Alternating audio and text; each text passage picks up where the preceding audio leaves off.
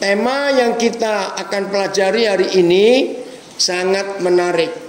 Judulnya belajar membuat keputusan yang tepat. Saudara, kenapa kita harus belajar untuk bisa mengambil dan membuat keputusan yang tepat? Coba renungkan hal ini. Segala sesuatu yang baik dan yang buruk yang terjadi di hidup kita, saya ulangi, segala sesuatu yang baik maupun yang buruk yang terjadi di hidup kita itu karena keputusan yang kita buat sendiri. Ya, lagi sekali. Yang baik maupun yang buruk yang terjadi di hidup kita itu semua gara-gara keputusan yang kita ambil dan keputusan yang kita buat. Saya harap semua kita mengerti fakta ini. Keputusan yang benar, keputusan yang tepat kita ambil, maka hasilnya kemungkinan besar baik, itu iya. Tapi ketika kita membuat keputusan yang tidak tepat, ketika kita mengambil keputusan yang salah, percaya tidak, hasilnya pasti tidak baik. Nah, di awal tahun ini kita mau belajar bagaimana dalam hidup kita bisa membuat keputusan yang tepat dan yang benar. Ya, maaf kepada seseorang di dalam yang di LP, pasti sebelum kita divonis oleh pengadilan vonis bersalah, pasti awalnya ada sebuah keputusan yang mungkin kita tidak mengerti, kita ambil, kita buat, aduh ternyata salah. Nah, maka itu terjadilah apa yang kita alami hari ini. Kebanyakan rumah tangga yang berantakan ketika suami istri mengambil atau membuat keputusan yang tidak tepat atau yang salah. Memulai bisnis dengan bagus, modal ada, ya, partner ada, lokasi untuk bisnis ada. Berjalannya waktu, tiba-tiba salah seorang di antara partner kita mengambil atau membuat keputusan yang salah. Maka walaupun modal bagus, tempat strategis, tapi keputusan kita ambil salah, itu bisa merusak semuanya. Nah, biasanya dengar, kita berbuat atau mengambil keputusan yang salah, biasanya 90% lebih keputusan-keputusan yang salah kita buat atau kita ambil itu karena teman dekat, sahabat, lingkungan kita yang membuat kita bisa salah buat keputusan dan ambil keputusan. Betul atau tidak? Nasihat teman, apalagi kalau teman itu teman baik, aduh, seringkali tanpa kita pertimbangan yang masak, kita mengambil keputusan itu. Maka itu penting sekali. Siapa sahabat, siapa teman, siapa rekan yang ada di sekitar kita, di samping kita, ketika kita mau ambil keputusan itu sangat menentukan. Oke, saya mau beri bukti. Ya, ada kisah yang jelek, hidup hancur di 2 Samuel 13. Ya, mari kita lihat 2 Samuel 13. Nah, ini keputusan yang salah yang diambil oleh salah seorang anak Daud. Ya, 2 Samuel 13. Mulai ayat yang pertama. Udah. 2 Samuel 13 mulai ayat yang pertama. Judulnya Amnon dan Tamar. Sesudah itu terjadilah yang berikut. Absalom bin Daud mempunyai seorang adik perempuan yang cantik, namanya Tamar. Dan Amnon anak Daud bin, itu dari bahasa Arab, anak Daud, jatuh cinta kepadanya. Nah saudara perhatikan, wajar anak-anak muda jatuh cinta, itu wajar. Oke. Ayat 2. Hati Amnon sangat tergoda sehingga ia jatuh sakit karena Tamar saudaranya itu, sebab anak perempuan itu masih perawan dan menurut anggapan Amnon mustahil untuk melakukan sesuatu terhadap dia. Izinkan saya mengatakan kalimat ini dan jangan ada yang marah. Kalau jatuh cinta sampai sakit itu namanya oon, maaf. Kalau jatuh cinta sampai sakit itu namanya goblok, maaf. Betul tidak? Ngapain jatuh cinta sampai sakit? Ingat, orang-orang dulu punya istilah dunia nggak selebar daun kelor. Ngapain hanya fokus pada satu orang saja? Nah, Amnon tahu nggak mungkin dekatin. Ini memang saudara dari saudara tiri ya, bukan saudara kandung. Nggak mungkin. Amnon tahu. Tapi dasar hawa nafsu sudah menguasai. Tuhan tolong kami. Saudara-saudara dikasih Tuhan, kalau kita yang mendengar ini adalah orang tua, papa, mama, jadikan ini nasihat untuk anak-anak kita. Hati-hati hawa nafsu. Hawa nafsu itu nggak bicara hanya tentang seks, tidak. Ada hawa nafsu tamak uang, itu kan hawa nafsu. Ada hawa nafsu iri hati, itu hawa nafsu. Ada hawa nafsu kemarahan, nah macam-macam. Maka itu begini caranya hidup. Hawa nafsu yang muncul di hati kita. Nah, orang tua yakinkan anak-anak kita. Begitu muncul hawa nafsu itu, catat, ingatkan bahwa itu tidak boleh langsung dituruti dan dicapai. Namanya hawa nafsu. Nah, begitu pula kalau yang mendengar ini ada anak-anak generasi milenial. Ya, yang umurnya menjelang 30-an. Saya nasihatkan, anggap saya sebagai orang tua kalian. Puji Tuhan, Pak Pendeta Pardede komen, betul sekali. Nah, kalau ada anak-anak generasi milenial yang ikut belajar, sadar ya, begitu ada yang namanya hawa nafsu muncul di hidup kalian, tolong perhatikan baik-baik. Itu jangan dituruti dan jangan dicapai. Jangan. Sebab segala sesuatu yang didasari dengan kata perasaan hawa nafsu, percayalah 1000% itu hasilnya pasti mencelakakan. Tolong perhatikan. Maka itu mumpung masih di awal tahun, supaya jangan sampai kita melewati bulan pertama kedua tahun ini kita mengambil keputusan yang salah karena hawa nafsu itu. Hati-hati. Maaf, 100% kita yang terjerat narkoba, 100% pasti ada dorongan hawa nafsu. Dan dorongan hawa nafsu itu ada 2. Satu, kalau bukan pengguna, karena hawa nafsu uang. Memang mudah sekali jadi kurir itu, sangat mudah.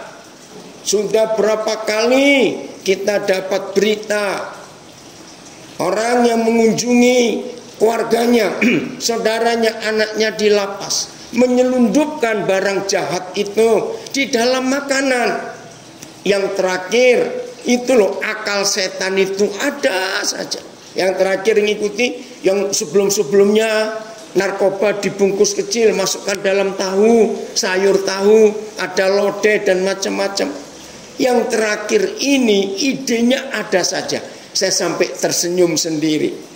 Ya, narkoba dibungkus dalam plastik sedotan itu yang warna hijau, ya, terus dimasukkan ke dalamnya dilinting kecil, lalu sedotan itu dimasukkan ke dalam batang kangkung. Nah, hebat juga itu petugas lapas, bisa langsung tahu. Iya, waktu saya dengar itu bilang hebat juga ini orang-orang, kan sama-sama ijonya kebongkar juga. Nah, saya ulangi, yang terjerat narkoba hawa nafsunya ada dua. Kalau bukan pemakai, ingin dapat uang, memang mudah. Ingat kemarin ketangkap seorang anak muda, ya, dapat kiriman dari Jerman, mainan anak dan buku. Saya nggak tahu juga itu petugas bea cukai bisa tahu. Jadi dari paket begitu dibuka, aduh, isinya kokain sekian belas gram dari Jerman. Nah, hawa nafsu. Atau yang kedua, nafsu ingin pakai karena sudah terikat. Saudara, maka itu pelajari fakta ini. Amnon menggebu-gebu, punya hawa nafsu, ingin memiliki Tamar, tapi nggak mungkin. Nah, lihat terjadi apa? Ayat 3. Tolong, 2 Samuel 13 ayat 3. Amnon mempunyai seorang sahabat bernama Yonadab, anak Simea, kakak Daud. Jadi sebetulnya masih sepupu, ya. Yonadab itu, perhatikan ini ayat 3, menakutkan. Yonadab itu seorang yang sangat cerdik, licik. Ya, puji Tuhan, dari Brisbane, dari New Jersey gabung, dari Salatiga lewat Facebook. Sahabat ini sangat licik. Aduh, luar biasa. Ya, hati-hati dengan itu. Terus ayat 4. Namanya sahabat baik kok. Katanya kepada Amnon, "Hai anak raja, mengapa engkau demikian merana setiap pagi?" Ya, Wim, anak saya dari Denpasar. Hawa nafsu itu jahat seperti kokain, betul. Nah, lihat kalimat Yonadab, sahabatnya Amnon. "Hei anak raja, mengapa tiap pagi kamu merana?" Kalau bahasa anak muda, galau. Cowok tiap pagi galau, malu-maluin aja, wajar, namanya teman. Ya, terus, tidakkah lebih baik engkau memberitahukannya kepadaku? Sahabat, wajar. Hei, kenapa tiap pagi mukamu muram? Aku berapa hari ini ngeliatin kamu, mukamu kok nggak enak sekali tiap pagi. Ada apa? Sahabat, saudara. Terus dia nawari begini, tidakkah lebih baik, ya, perhatikan tawarannya sahabat ini. Tidakkah lebih baik engkau memberitahukannya kepadaku? Ayo, manis nggak tawaran ini? Indah nggak tawaran ini? Oh, dari Amerika, Nina, dari state mana hadir? Ya, saudara perhatikan tawarannya manis. Ya, saya ulangi lagi, tidakkah lebih baik engkau memberitahukannya kepadaku? Nah, karena sahabat nawari, Amnon cerita. Lihat ceritanya begini.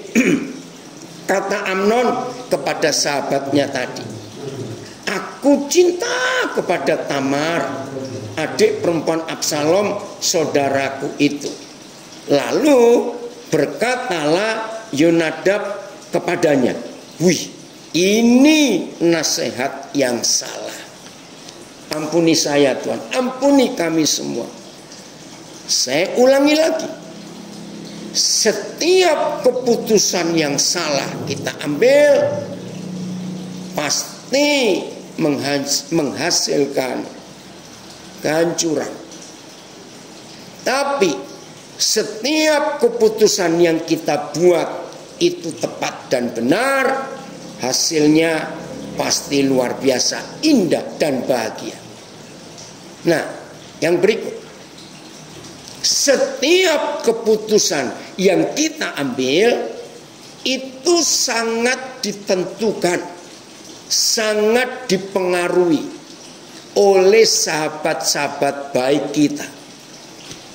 Perhatikan, sahabat baik seperti Amnon dengan Yonadab, ini sahabat baik. Cuma sayang, ada sahabat yang licik, sahabat yang menjerumuskan. Ada sahabat yang seperti itu. Nah, Amnon ini sahabatnya menjerumuskan. Maka itu ayat 5 saya baca, 2 Samuel 13. Lalu berkatalah Yonadab kepadanya, hei anak raja, berbaringlah di tempat tidurmu dan berbuat pura-pura sakit. Apabila ayahmu datang menengok engkau, maka haruslah engkau berkata kepadanya, Papa, izinkanlah adikku Tamar datang memberi aku makan. Nasihat bagus. Apabila ia menyediakan makanan di depan mataku sehingga aku dapat melihatnya, maka aku akan memakannya dari tangannya. Saudara, maaf, ini tetangga, ini rukunnya anak saya, tetangganya ini jual alat-alat musik, ya, ini lagi ribut. Enggak apa-apa ya, sabar dulu. Oke. Nah, saudara lihat ini nasihatnya, masuk akal. Namanya papa, papa mana yang rela anaknya sakit nggak mau makan? Nah, ada nasihat yang luar biasa. Oh, inilah kasih Tuhan yang luar biasa dalam hidup saudara dan saya. Kalau kita bisa memilih, memutuskan yang tepat dalam hidup ini. Jelas ya? Oh, puji Tuhan. Nah, saudara, penting sekali dalam hidup kita. Sebelum mengambil keputusan, kita harus tahu siapa yang terdekat dengan kita. Lalu sahabat-sahabat itu nasihatnya apa?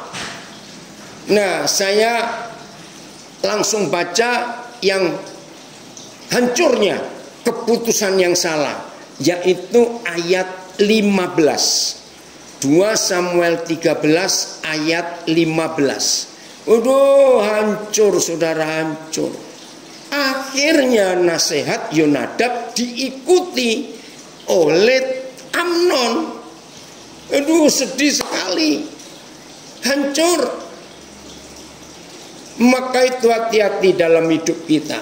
Ayat 15 ya. 2 Samuel 13 ayat 15.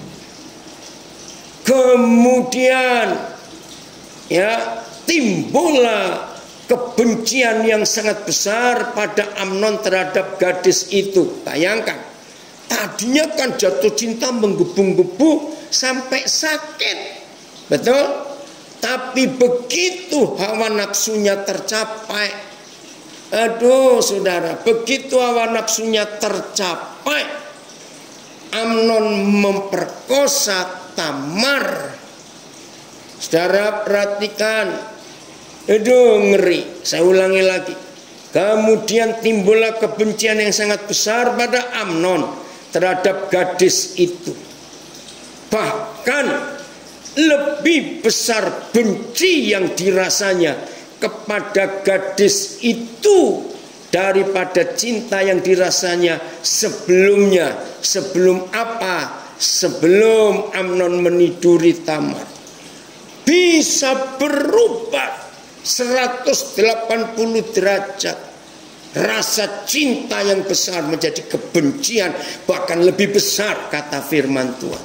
Maka itu ayo di awal tahun ini, sebelum kita membuat keputusan apa saja, kita cek baik-baik siapa yang jadi penasehat kita, siapa. Dan ini hasil hawa nafsu itu. Lalu Amnon berkata kepada Tamar, bangunlah, enyalah. Wih saudara, tetapi maaf, bangunlah, enyalah. Lalu berkatalah gadis itu kepadanya, tidak kakakku, sebab menyuruh aku pergi adalah lebih jahat daripada apa yang telah kau lakukan kepadaku tadi. Tetapi Amnon tidak mau mendengarkan dia. Saudara, nasi bisa jadi bubur. Biarlah firman ini 2 Samuel 13 ini menolong saudara dan saya untuk menjalani sepanjang tahun yang baru, tahun yang tidak pasti. Ayo kita berhati-hati dalam mengambil keputusan, yaitu siapa yang ada di sekitar kita. Itu sangat mempengaruhi. Maka itu saudara, di dalam perjalanan hidup kita, mari kita sungguh-sungguh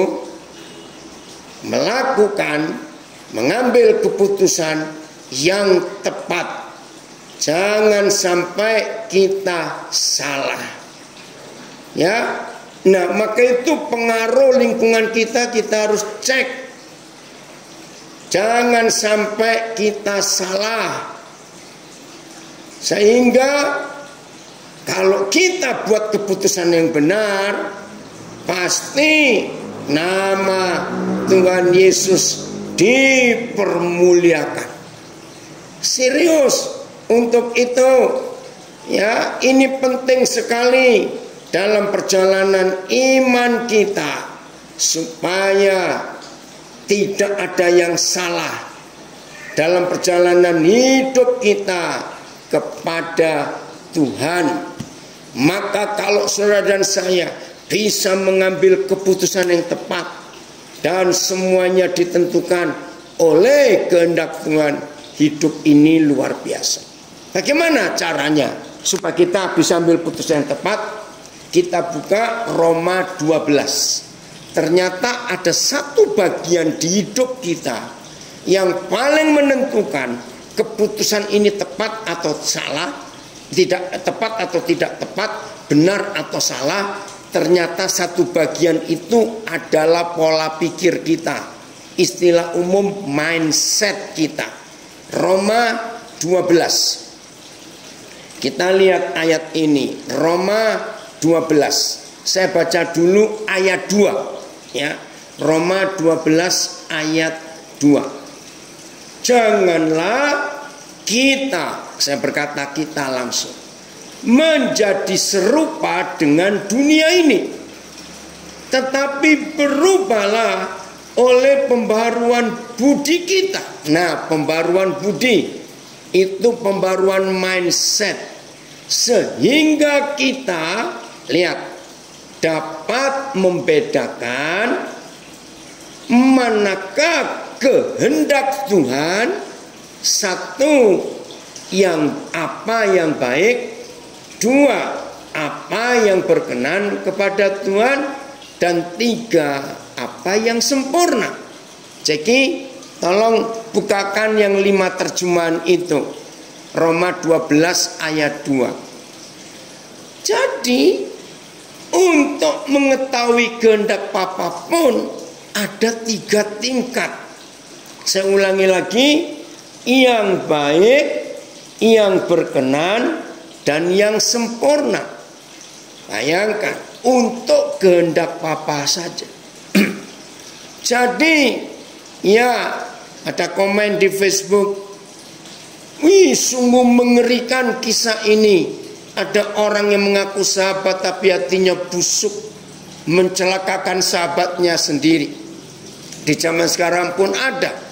Sebab hati ini tidak ada yang tahu kecuali Tuhan. Betul sekali. Nah, Ceki masih ada? Cek, bisa tayangkan yang 5 terjemahan itu untuk Roma 12 ayat 2. Oke, enggak tahu ini Pak, Pendeta Ceki kemana. Baik, saya lanjut. Ya, ini yang luar biasa. Ada komen dari Brisbane. Ya, khotbah ini menjadi pengingat untuk kita, ya, untuk membuat keputusan yang besar di tahun 2021. Puji Tuhan untuk kita belajar firman Tuhan ini. Commitment to sharing and teaching godly wisdom and the truth. Terima kasih Sud, luar biasa kamu. Firman ini akan menolong kita untuk tidak salah mengambil keputusan. Sebelum saya lanjutkan, saudara ingat, sebelum tahun 2020, ya, sebelum tahun 2020, mulai aja dari tahun 18-an 19-an, setiap menjelang akhir tahun, hampir semua perusahaan-perusahaan besar, hampir semua manusia, apalagi yang punya perusahaan-perusahaan besar, itu biasanya mulai kuartal kedua tahun berjalan, yaitu mulai masuk Mei, Juni, maka semua perusahaan besar itu pasti buat planning untuk tahun berikutnya. Padahal masih ada setengah tahun lebih, bahkan sudah ada planning jangka pendek 2 tahun, 3 tahun, ada planning jangka panjang 15 tahun, 20 tahun. Itu wajar saudara. Tapi tahun 2021 hampir tidak ada manusia, perusahaan sekecil apa, sebesar apa, yang mikir ekspansi, mikir mengembangkan bisnisnya, usahanya. Nggak ada. Karena COVID-19. Maka itu saudara, tahun 2021 ini tahun yang mengerikan. Hampir tidak ada seorang pun, termasuk negara-negara, pemerintah bangsa-bangsa, takut buat planning. Ya 1-2 ada. Saudara, karena COVID-19. Maka itu kalau di hari ini Roh Kudus mengajak kita untuk belajar mengambil keputusan yang tepat.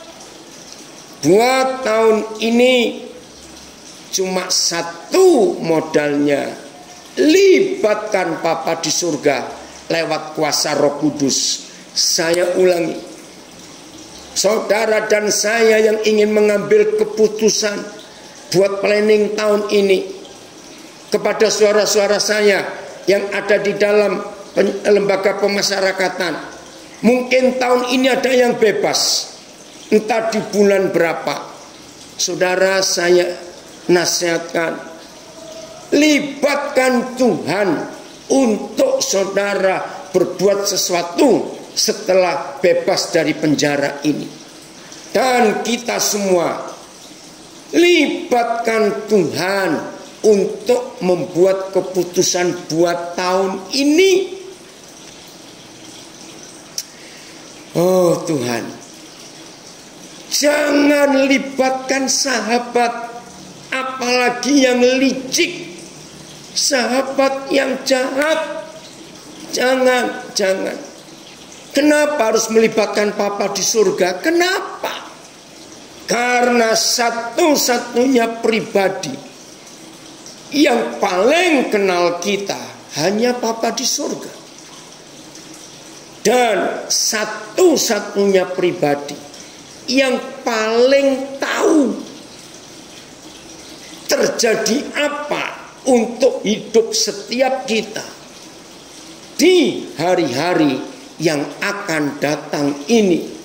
Nggak ada yang bisa tahu kecuali Bapa di surga yang paling tahu.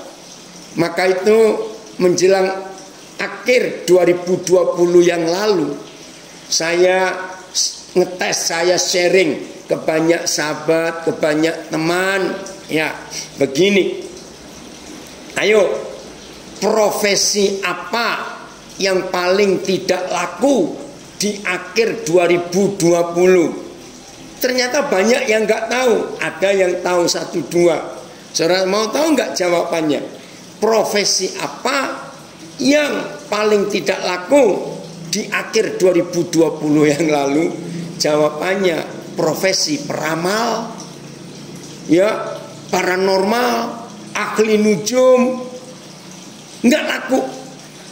Sebelumnya saudara, di tahun-tahun yang lalu, hampir semua manusia yang percaya kuasa peramal, yang percaya kepada ahli nujum, ya, pembaca kartu, tarot atau apa saja, itu cari tahun depan bagaimana, tahun depan, betul David. Tapi akhir tahun 2020 yang lalu nggak ada itu. Biasanya saya baca di majalah-majalah, koran-koran, ya, lalu di TV peramal-peramal Hong Sui kan biasanya ada. Tahun ini, tahun itu nggak ada. Saya geli melihat itu. Bayangkan peramal-peramal hebat saja, ya, para ahli Feng Shui nggak berani meramalkan tahun ini. Aneh. Lihat, biasanya sebelum masuk tahun baru, ya, biasanya peramal-peramal show kan sudah mulai meramalkan. Tahun ini nggak ada karena ngeri, sepertinya gelap. Maka itu ayo kita percaya Tuhan. Ini ada komen dari Sydney. Mengandalkan manusia bisa kecewa, tapi melibatkan Tuhan dalam hidup kita dijamin dan dipegang Tuhan pasti terpelihara. Puji Tuhan. Nah, ada pertanyaan bagus saya baca, ya, dari seorang. Bagaimana cara melibatkan Tuhan dalam keputusan yang kita buat? Nah, saya jawab, Tuhan akan kita libatkan dan otomatis terlibat. Tolong catat. Kalau Tuhan tahu, kita tidak buat planning untuk diri sendiri. Saya ulangi, menjawab pertanyaan, bagaimana cara melibatkan Tuhan dalam keputusan yang kita buat? Jawabannya cuma satu. Kalau Papa di surga melihat saudara dan saya tidak buat planning untuk 2021, maka Tuhan akan datang kepada kita untuk memberitahu kita. Bisa lewat firman, bisa lewat perasaan, bisa lewat mimpi. Ya, karena Tuhan tidak mau terlibat di hidup anak-anaknya ketika Tuhan melihat orang itu sudah punya planning sendiri buat tahun ini. Kenapa begitu? Karena Tuhan gak mau benturan. Tuhan gak mau perang dengan kita. Jadi Tuhan tidak mau ngerecoki. Tahu kata ngerecoki? Tuhan gak mau mengacaukan planning kita. Ya udah, kerjakan sendiri. Atau kata lain, jangan buat proposal terus kita ajukan, Tuhan tolong tanda tangani, beri persetujuan. Kok enak? Nggak bisa begitu. Jelasnya, oh ini luar biasa. Nah, ada komen, yup, tanya, ya betul, ya. Oke, ini ada komen seorang doktor, ya, ahli administrasi publik dari UI. Betul sekali. Hampir semua dalam segi kehidupan dan pekerjaan kita selalu diperhadapkan untuk mengambil keputusan. Betul. Dan ini tidak mudah. Karena itu penting sekali bagi kita mengambil keputusan secara tepat dan benar, yang sesuai dengan rencana Tuhan, dan dengan melibatkan sahabat-sahabat yang tulus hatinya, Karena itu akan berdampak bagi kehidupan kita dan orang-orang terdekat kita. Tetap semangat di dalam kasihnya, betul. Saya ingin ulangi perkataan seorang dokter ini. Kalau keputusan kita yang kita ambil salah maupun benar, itu berdampak bagi kehidupan kita dan orang-orang terdekat kita. Betul sekali. Maka itu jangan salah kita dalam mengambil keputusan, saudara. Ada komen, never be afraid to trust unknown future to a known God. Bagus, terima kasih. Jangan pernah takut mempercayai masa depan yang tidak pasti. Karena kita kenal Tuhan yang memberi kepastian. Wih, kalimat bagus. Never be afraid to trust to unknown future to unknown God. Puji Tuhan. Terima kasih. Ada pertanyaan. Apakah dengan demikian kita sepertinya hidup tanpa planning? Mohon penjelasan. Nah, ini pertanyaan bagus ya dari Jakarta. Kalau begitu, apakah kita bisa hidup tanpa planning? Saya tanya kembali dua hal. Satu, di masa COVID-19 yang mengerikan seperti ini, berani enggak bank-bank menjamin memberi kredit? Jawabannya beda-beda, terserah. Yang kedua, modal sebesar apapun. Coba lihat itu perusahaan-perusahaan penerbangan dari 2018, 2019. Wow, mereka buat planning besar-besaran, beli pesawat banyak-banyak, berani hutang, leasing. Nggak ada yang nyangka 2020 kolaps semuanya. Terus bagaimana? Mau dijual pun pesawatnya, jual ke siapa? Semua kena dampak. Jadi saudara saya yang dari Jakarta, buat planning itu wajib. Karena hidup tanpa planning itu hidup nggak punya tujuan. Tapi planning yang kita planningkan, rencana yang kita rencanakan harus datang dari Tuhan sendiri. Saya ulangi, harus datang dari Tuhan sendiri. Saya beri contoh, ini kesaksian kami di Nabire. Salah satu asrama kami, ya sejak tahun 2019 kami sudah hanya batin saja. Aduh, ini asrama sangat tidak memadai buat anak-anak. Tapi kami nggak bisa bergerak. Ya, kami tunggu Tuhan. Nah, sampai pandemik datang, anak-anak lebih banyak di asrama daripada di luar karena nggak bisa belajar di kelas, maka lebih banyak belajar di asrama. Aduh, kasihan tempatnya. Nah, Yusuf, terima kasih. Dia komen lagi, I don't know what the future hold for me. Ya, aku nggak tahu apakah masa depan ini bisa memegang aku. But, kalimat bagus. But I know who hold my future. Ya sudah. Nah, coba ya, saudara yang bergabung sekarang, nanti cari di IG, Instagram, dan di Facebook. Belajar hari Senin yang lalu. Tanggal berapa? Ini 6, 5, 4. Tanggal 4 Januari. Saudara cari. Ya, di situ kita belajar tentang waktu Tuhan. Hidup dalam waktu Tuhan. Nah, saya ingin berikan cuplikan sedikit. Begini pelajaran hari Senin tanggal 4 Januari yang 2 hari yang lalu. Kalau saudara dan saya bisa hidup di dalam waktu Tuhan, maka saya pakai istilah film terkenal. Judul film tahun 80-an, Back to the Future. Kalimatnya aja sudah aneh. Back itu kembali ke masa depan. Lah, bagaimana orang bisa kembali ke masa depan? Kan belum dilewati. Harusnya yang betul back, kembali ke belakang, ke waktu yang lampau, bukan ke depan. Tapi film itu laris, saudara. Box office lagi zaman itu. Kenapa?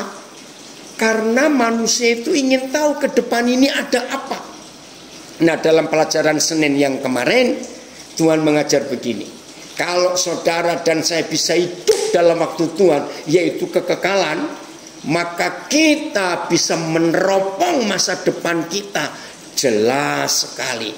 Nah, ini yang ditulis tadi, ya. Jelas ya Yusuf, I don't know what the future hold for me, but I know who hold my future. Betul. Terus ada komen lagi, waktu Tuhan, waktu manusia. Betul, waktu setan, yaitu Senin yang kemarin. Ya, komen dari Brisbane. Yang penting dengar-dengaran dengan papa. Kalau papa suruh maju, mundur, diam, meskipun hal tersebut bertentangan dengan akal pikiran kita dan tren yang sedang terjadi di dunia, maka kita langsung laksanakan sesuai dengan kehendaknya dan waktunya. Betul. Oke, saya kembali ke saksian ini. Tiba-tiba saudara, bulan Mei ada sebuah aplikasi, saudara pasti tahu, kitabisa.com.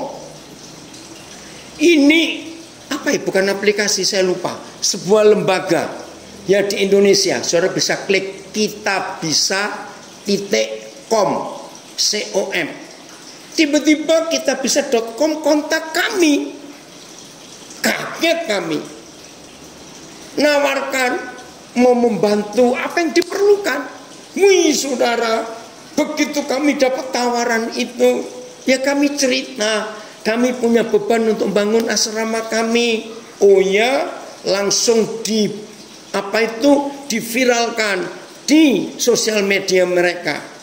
Saudara, sampai akhir tahun kemarin, puji Tuhan, dari kitabisa.com itu donasi dari semua yang ikut, kami hampir dapat 200 juta rupiah. Sudah cukup untuk mulai bangun. Sambil berjalan itu, tiba-tiba ada perusahaan sawit, salah satu yang terbesar di Indonesia, kontak kami juga.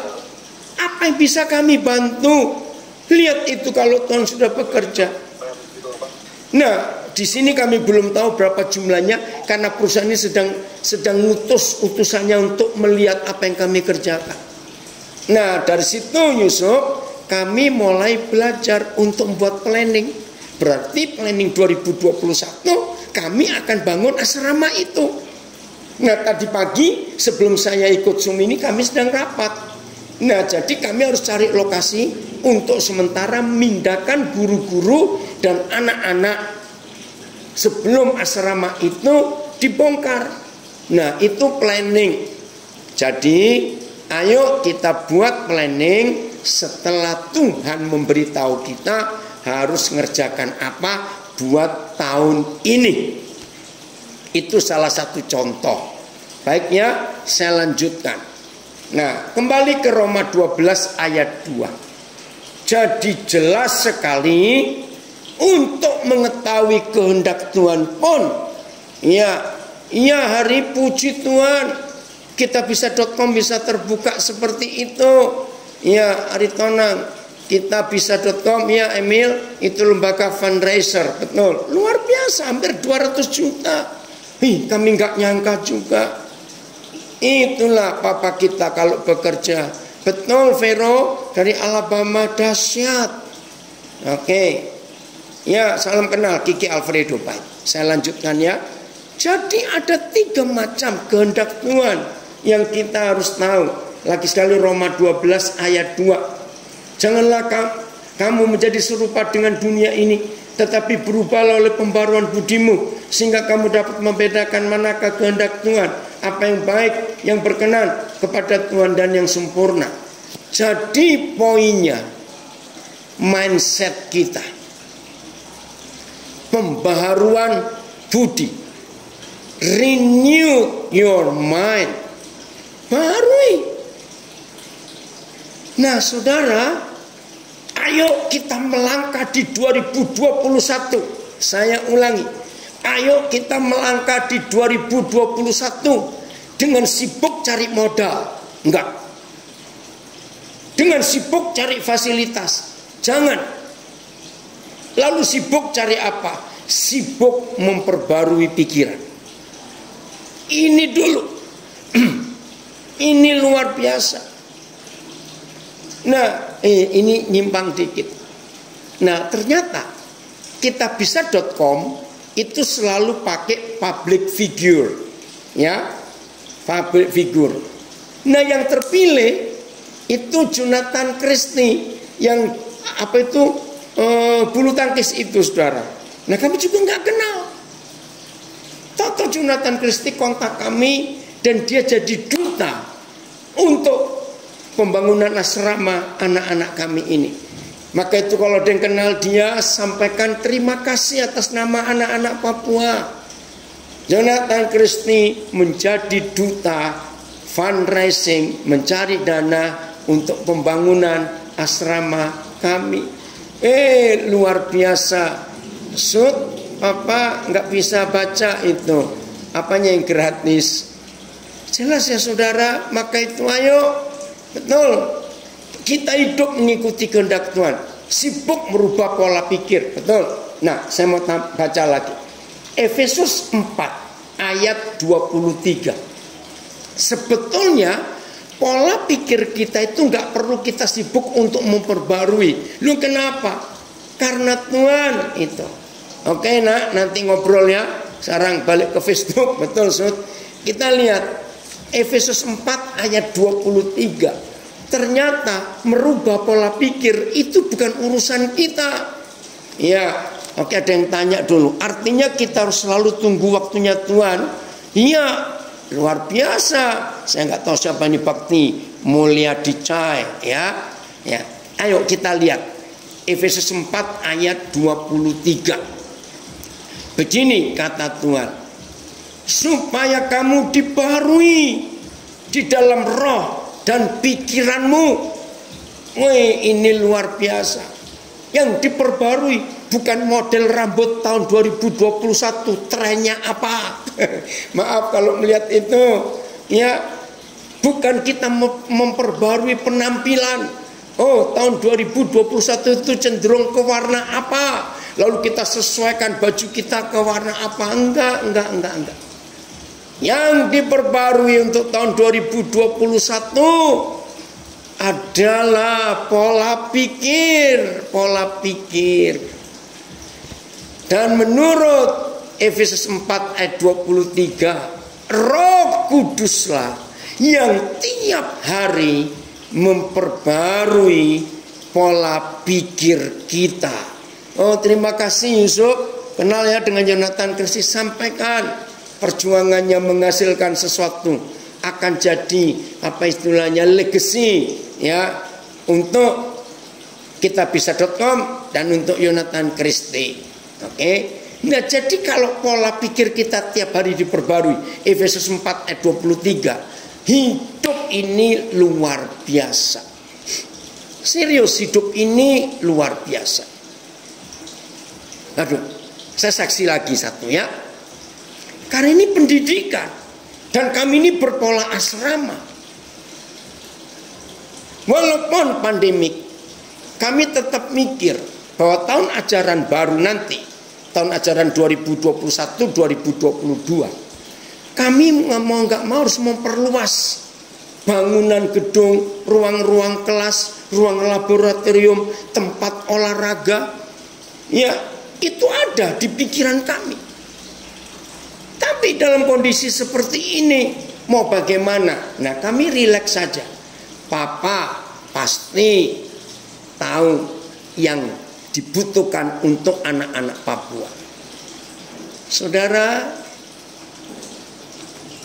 tiba-tiba ada orang Papua, ini orang Papua asli, punya tanah yang luasnya 2 hektar lebih dikit. Memang nggak di dalam kota. Kami kalau bangun sekolah nggak mau di dalam kota, agak keluar. Nah, setelah ibunya meninggal, sebelum meninggal ibunya pesan, kalau kalian nanti mau jual tanah mama ini dan kalian bagi-bagi kepada saudara-saudara, tawarkan ke Pesat duluan. Karena kita sebagai orang Papua berterima kasih kepada Pesat yang mendidik anak-anak Papua. Nah, akhirnya datanglah salah seorang anak yang ditunjuk oleh almarhumah mama mereka. Saudara, luar biasa. Datang kepada kami, aduh terima kasih. Dan dia, keluarga ini melepas di bawah harga normal.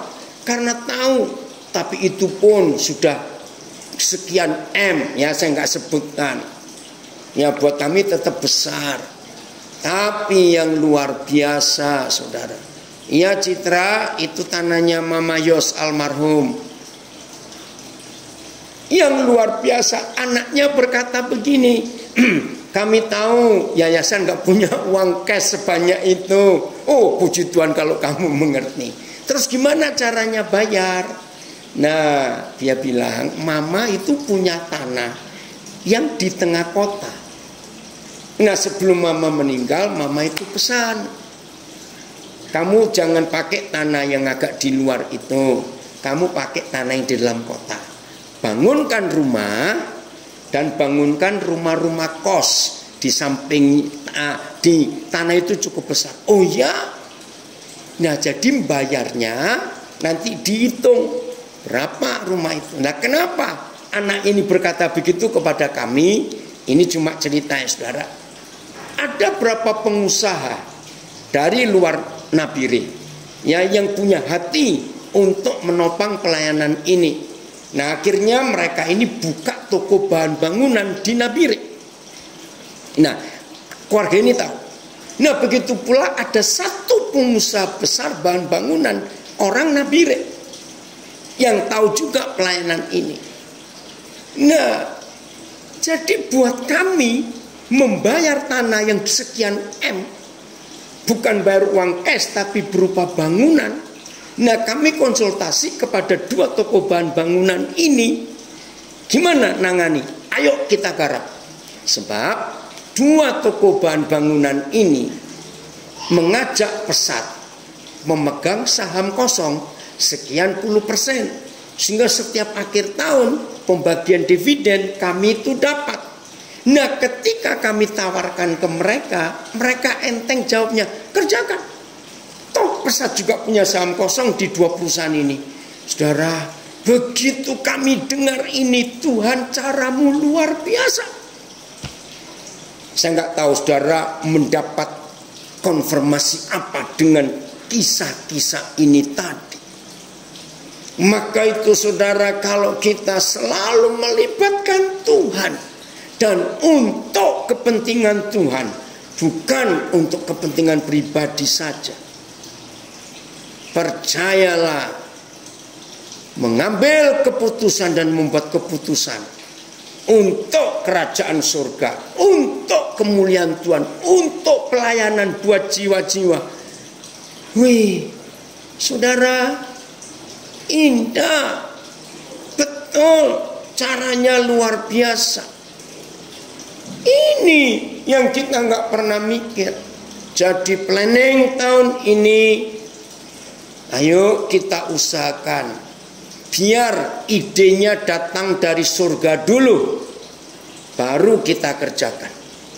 Kalau idenya datang dari surga dan kita melakukan, aduh saudara, ini artinya dari awal tadi saya berkata, libatkan Tuhan untuk planning 2021. Libatkan Tuhan.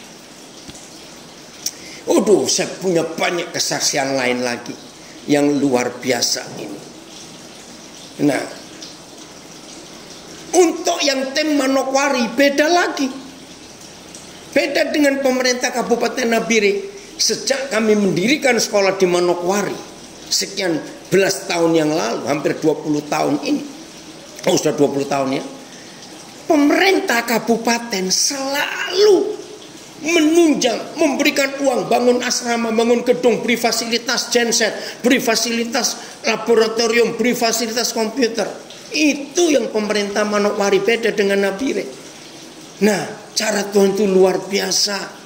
Maka itu ketika kami memulai pelayanan ini, logikanya ini uang besar, karena membangun sekolah itu nggak murah. Tapi karena Tuhan yang menyuruh, kami melangkah. Dan hasilnya, saudara, Papa itu hebat. Jelas ya? Maka itu kalau tiap hari pikiran kita dan hati kita diperbarui terus, maka berjalan bersama dengan Tuhan itu luar biasa. Oke, ini Pak Pendeta Tapenson Pardede komen, dahsyat Yesus Tuhan, betul. Nah, jadi siap-siap ya Pak Pardede, proyek bangunannya makin besar nanti itu. Jelas ya. Oh saudara, kita bersyukur untuk kepercayaan Tuhan, hidup yang luar biasa ini. Satu ayat lagi, biar nanti kita jadi bahan diskusi untuk melihat ini. Ya, saya beri contoh begini. Ini bukan Tuhan. Seorang karyawan ya yang ditugaskan oleh perusahaan, misalnya untuk survei, ya, untuk survei keluar daerah. Saya tanya, perusahaannya cuma merintah, ayo kamu pergi. Nggak mungkin, pasti dibekali, bukan? Dibekali semuanya. Makannya, transportnya, akomodasinya, itu kan ada semua dari perusahaan. Karena bukan kemauan si karyawan. Nah, seperti itu Papa di surga. Kalau kita libatkan dia dan dia yang menyuruh kita, otomatis dia semua yang bertanggung jawab, karena bukan untuk kepentingan kita. Ini Papa kita di surga. Maka itu jangan takut untuk melangkah. Saya ulangi, jangan takut untuk melangkah. Kalau itu idenya, keinginannya datang dari Papa kita. Ya, betul. Sapa Sulis ini luar biasa Papa di surga, betul. Ayat terakhir, Efesus 5 ayat 17. Efesus 5 ayat 17. Sebab itu janganlah kamu bodoh, tetapi usahakan. Betul Pak Filipus, Tuhan yang memulai, Tuhan yang menyelesaikan. Ya, saya baca lagi Efesus 5:17. Sebab itu janganlah kamu bodoh, tetapi usahakanlah supaya kamu mengerti kehendak Tuhan. Ayat 18, dan janganlah kamu mabok oleh anggur, karena anggur menimbulkan hawa nafsu, tetapi hendaklah kamu penuh dengan roh. Kembali ada kata hawa nafsu. Lihat tadi 2 Samuel 13. Dipenuhi hawa nafsu, jangan. Orang yang penuh hawa nafsu ngambil keputusan, celaka hasilnya. Jelasnya, jadi mulai dengan Papa, lalu kita tahu kehendaknya, dan kita mengikuti yang dia kehendaki. Oh puji Tuhan, Inobonto hadir, puji Tuhan. Satu ayat lagi, Filipi 1 ayat 6. Ya, Filipi 1 ayat 6. Maka itu untuk melangkah di tahun yang tidak pasti ini, saudara, 2021, ada kepastian. Kalau rencananya datang dari Papa di surga, bukan dari keinginan kita. Oke ya, Filipi 1 ayat 6. Saya baca. Yakinkan diri kita akan hal ini. Perhatikan, akan hal ini aku yakin sepenuhnya. Nah, saudara tadi yang di Facebook menanyakan banyak hal tentang bagaimana mulai dengan Tuhan semuanya. Ini loh, Filipi 1 ayat 6 akan menjadi kekuatan di hidup kita. Melangkah masuk tahun 2021 ini, akan hal ini aku yakin sepenuhnya, yaitu ia. Jelas Papa di surga iya. Yaitu ia. yang memulai pekerjaan yang baik di antara kamu, terima kasih Papa, akan meneruskannya sampai pada akhirnya pada hari Kristus Yesus. Ini jaminan saudara dan saya masuk ke di tahun 2021. Akan hal ini kita semua harus yakin sepenuhnya. Kalau segala sesuatu itu dimulai dari Bapa di surga, ya, jangan takut untuk melangkah, karena tidak dimulai dari hawa nafsu kita, tidak dimulai dari mindset kita yang duniawi, tetapi dimulai dari keinginan hati Tuhan. Maka Filipi 1 ayat 6 adalah jaminan kita. Akan hal ini aku yakin sepenuhnya, yaitu Ia yang memulai pekerjaan baik di antara kita akan meneruskannya sampai pada akhirnya pada hari Kristus Yesus. Oh, terima kasih Bapak, terima kasih. Maka itu mumpung baru hari ke-6, kalau ada di antara saudara terlalu banyak buat planning buat tahun ini, robek-robek planning itu, hapus semuanya. Ayo kita datang dengan hati yang kosong, netral, nol. Papa, silakan. Kami mau menunggu apa planning Papa untuk tahun 2021 ini. Kalau itu ada hasilnya luar biasa. Saya baca lagi komen ini. Segala suatu keputusan harus kita libatkan Tuhan. Jangan turuti kehendak diri sendiri. Sebab kita bisa salah jalan. Pasti bisa, namanya manusia. Dan kita harus berdampak buat orang lain. Ku tahu siapa yang pimpin di 2021. Biar saya mau menurut kehendak Tuhan. Roh Kudus tolong saya. Amin. Ini doa yang hebat sekali. Jadi jelas ya kepada semua saudara. Ayo kita melangkah di tahun ini dengan semua kebenaran yang Tuhan adakan untuk kita. Terima kasih Bapak. Untuk bekal tahun baru ini, kami mau melibatkan Tuhan senantiasa. Kami mau melangkah seperti yang Tuhan perintahkan. Dalam nama Yesus, bumi penuh kemuliaannya kalau kita menjadi pelaku firman. Haleluya.